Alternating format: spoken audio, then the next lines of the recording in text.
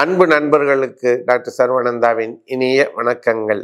ஔவையின் கூற்று நீதிநெறி. ஒரு ஆணின் துயரத்திற்கு என்ன காரணம் என்பதனை ஔவை அழகாக சொல்லுகிறாள். அந்த பாடலை நாம் இப்பொழுது காண்போம்.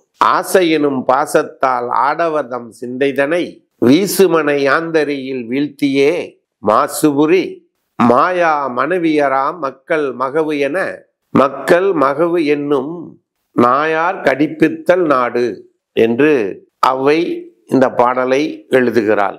ஆசையெனும் பாசத்தால் ஆடவர்தம் சிந்தைதனை, ஒரு ஆணினுடைய எண்ணங்களை, சிந்தனைகளை, செயல்களை எல்லாம் பாசமெனும் பாசத்தை காட்டி, ஆசையை காட்டி, பெண்கள், தீய எண்ணங்களை உடைய பெண்கள் அவர்களுடைய சிந்தனையினை மாற்றி விடுகிறார்கள். எப்படி மாற்றுகிறார்கள் என்று சொன்னால், மனைவி, மக்கள், பிள்ளைகள் இவர்களெல்லாம் இருக்கிறார்கள். இவர்களையெல்லாம் கட்டி காக்க வேண்டாமா?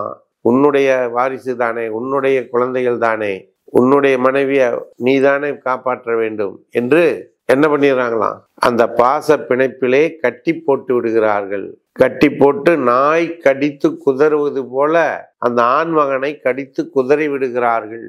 அவனுடைய தனிப்பட்ட வகையான வளர்ச்சியோ, அவனுடைய சிந்தனைகளோ, அவனுடைய செயல்பாடுகளோ வெளிப்படுத்த முடியாமலேயே இந்த குடும்பம் எனும் கட்டுக்குள்ளே மனைவி, மக்கள், தாய், தந்தை, உறவுகள், சகோதர சகோதரிகள் என்று இந்த உறவுக்குள்ளே சிக்கி அவன் நாய்படாத பாடுபட்டு கொண்டிருக்கின்றான். இதனையெல்லாம் விடுத்து அவன் எப்பொழுது இந்த கட்டுக்குள் இருந்து விடுபட்டு கட்டு தெரித்து வெளியே வருகிறானோ அப்பொழுது அவனுடைய சிந்தனையும் அவனுடைய செயல்பாடுகளும் பெருகும், அவன் ஞான நிலை அடைவான் என்று ஒரு குடும்ப பிணைப்புக்குள்ளே சிக்கி தவிக்கக்கூடியவர்களுக்கு அதிலிருந்து விடுபட வேண்டிய அவசியத்தை, அதனால் அவர்கள் படக்கூடிய கஷ்டத்தை மிக தெளிவாக இந்த குறளிலே ஔவை சொல்லி இருக்கிறாள்.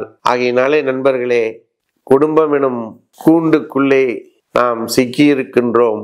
இல்லறம் எனும் அந்த தர்மத்திலே நாம் சிக்கி இருக்கின்றோம். அந்த இல்லற தர்மத்தை முறைப்படி நாம் கடைபிடித்து அந்த கடமைகளை எல்லாம் செய்து முடித்து விரைவாக அந்த கட்டுத்தறியிலிருந்து வெளிவருகின்ற பொழுது மட்டும்தான் நாம் இந்த பிறப்பினுடைய தன்மையினை, அதனுடைய நோக்கத்தை, வீடு பெற்றை அடைய முடியும் என்று அவை சொல்லுகிறாள் என்பதனை கூறி, இது ஒவ்வொருவருக்கும் பொருந்தும், ஒவ்வொரு குடும்பஸ்தருக்கும் பொருந்தும்.